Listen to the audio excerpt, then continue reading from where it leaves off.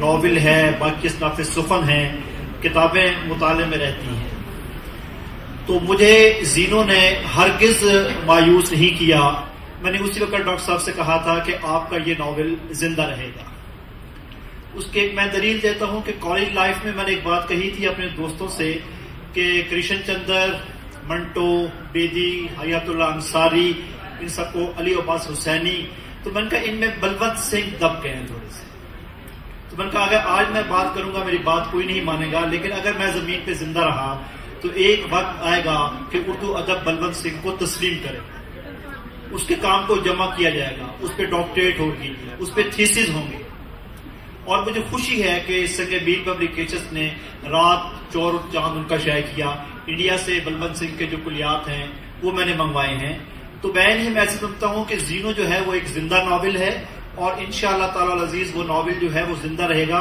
ہمارے یہاں مشکل یہ ہے کہ ہم کتاب خرید کر نہیں پڑھتے، ہمیں کتاب پڑھنے کا شوق نہیں ہے. کتاب جب بازار میں آتی ہے تو اگر کسی دوست کی شائع ہوتی ہے تو ہماری خواہش ہوتی ہے کہ ہمیں وہ گفٹ دے دی جائے. یہی صورتحال ہماری ادبی جرائد کے ساتھ ہے. تو زینو کے بارے میں مجھے آخری بات یہ کہنی ہے کہ میرے پاس 2 کتب خانے ہیں، 2 لائبریریز ہیں. ایک میرے گھر میں ہے، موجود ہے، جس میں ہزاروں کتابیں ہیں، میری ساری زندگی میں نے جمع کی ہے. ایک لائبریری جو ہے، ایک کتب خانہ جو ہے وہ میرے ذہن میں ہے، بریل میں ہے، جس میں لوح ایام رکھی ہے، جس میں آپ کہہ سکتے ہیں کہ آگ کا دریا رکھا ہے، یا اور بڑے بڑے ناول جو ہے وہ رکھے ہیں. تو زینو کو بھی میں نے اٹھا کے اپنی ذہن کی لائبریری میں محفوظ کر لیا ہے. میرے دوست مسنصر چند تارڑ نے بہت لکھا، بہت عمدہ لکھا، جی خوش ہوا، لیکن میں سمجھتا ہوں کہ ان کا سارا سفر ایک طرف، بہاؤ ایک طرف. اور مجھے ایک بار خوشی ہوئی کہ تارڑ صاحب کے ساتھ ملاقات ہوئی لاہور میں میری. میں ان کے گھر بیٹھا تھا، وقت دیتے ہیں، بہت عمدہ انسان ہے، پیار کرتے ہیں. تو انہی دنوں ایوارڈ ملا تھا ان کے ناول راکھ کو. تو انہی دنوں میں نے راکھ کا مطالعہ کیا، ساتھ ہی میں نے یارک سرائے ان کا سفر نامہ جو میں نے اس کا مطالعہ کیا.